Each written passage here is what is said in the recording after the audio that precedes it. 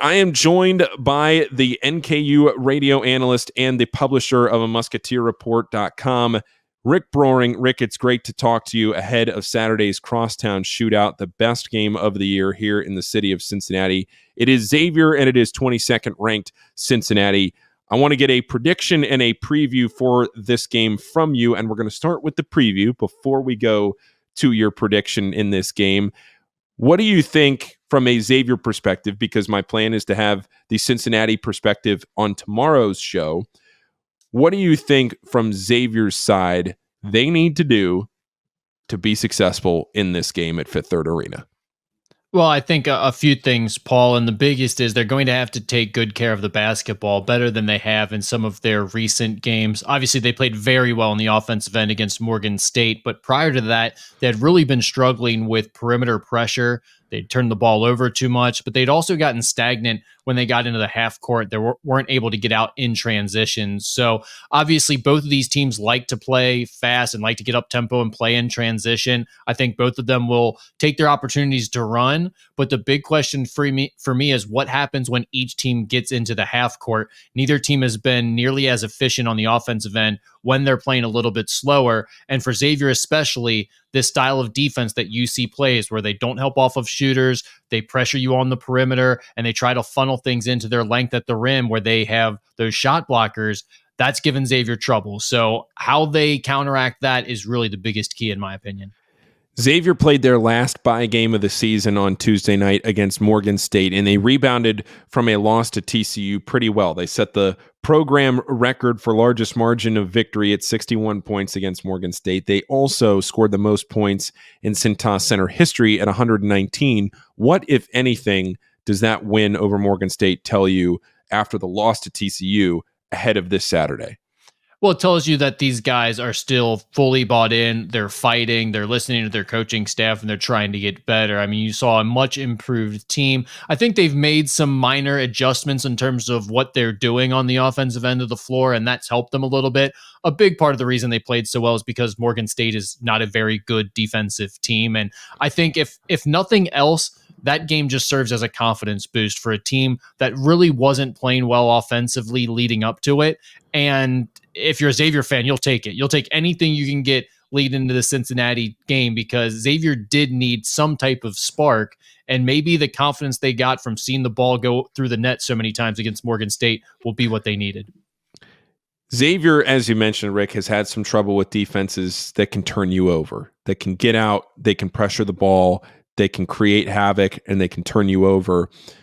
Did you see anything from Xavier? Now, I know Xavier only had 6 turnovers against Morgan State, but have you seen anything recently or maybe just historically under a Sean Miller team, anything like that that would tell you that the turnovers can be, fixed pretty quickly? Xavier usually took care of the basketball pretty well, but then they had that stretch of 50 turnovers in 3 games and looked more shaky.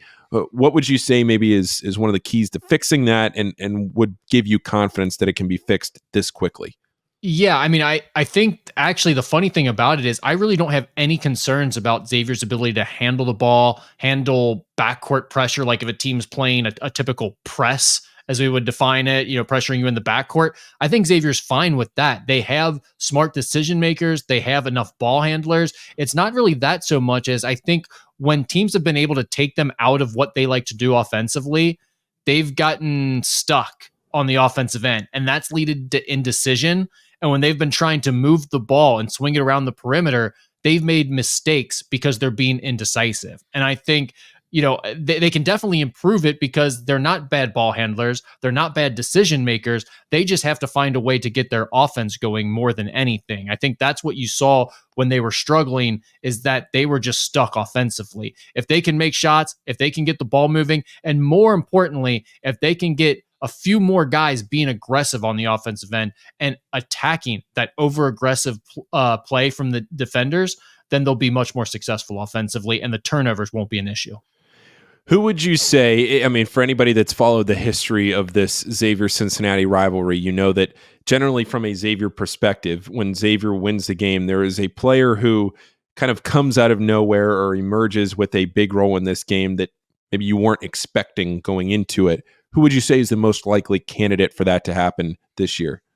Dante Maddox has got to be the guy. And I think the storyline, the way the season is going is kind of setting up perfectly for this to happen too. We just received the news about Trey Green for Xavier is taking an indefinite leave from the team. So you have a situation in which Dante Maddox is probably going to be asked to play a few more minutes. He certainly now has the confidence of knowing there's really not another backup guard for them to put in the game for him. So he's going to be able to play a little bit more carefree. That could give him a little more confidence. And Paul, we know he's capable of scoring and knocking down the 3-point shot. So it wouldn't surprise me at all if UC fans are upset and frustrated after a big performance from an unexpected source in Dante Maddox. Xavier did put out a statement. I'm glad you brought that up, Rick, on Trey Green. They said sophomore Trey Green is taking an indefinite leave to address a health-related matter. And Sean Miller said, quote, "We are disappointed that Trey won't be on the court, but his health comes first. Trey will have the full support of Xavier University and our basketball program." So that's the update on Trey Green since he did not play on Tuesday night against Morgan State. He was on the bench in street clothes. That's the update there.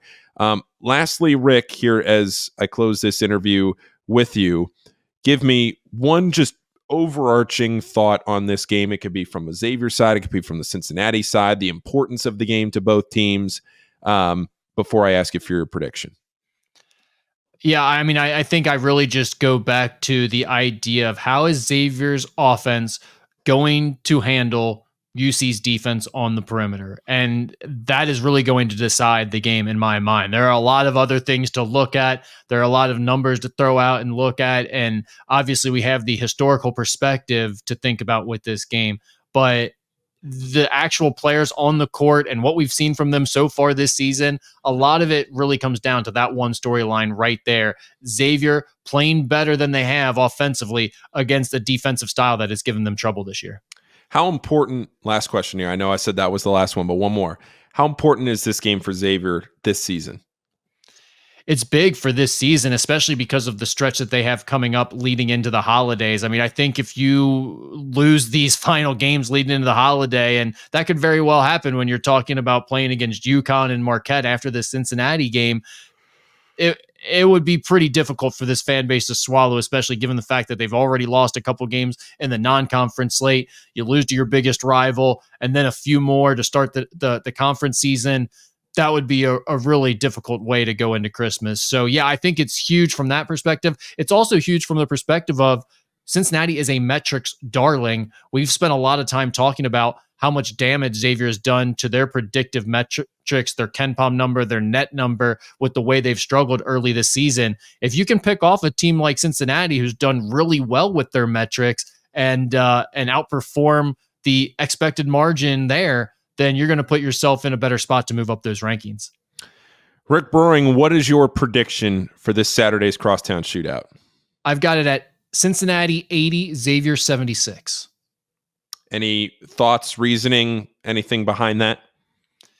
I mean, at some point, UC has to win one of these things, right? I mean, my gut tells me until they do, you keep riding with Xavier, but my head tells me maybe this is the year, given the struggles we've seen from Xavier offensively, the way that UC plays defense.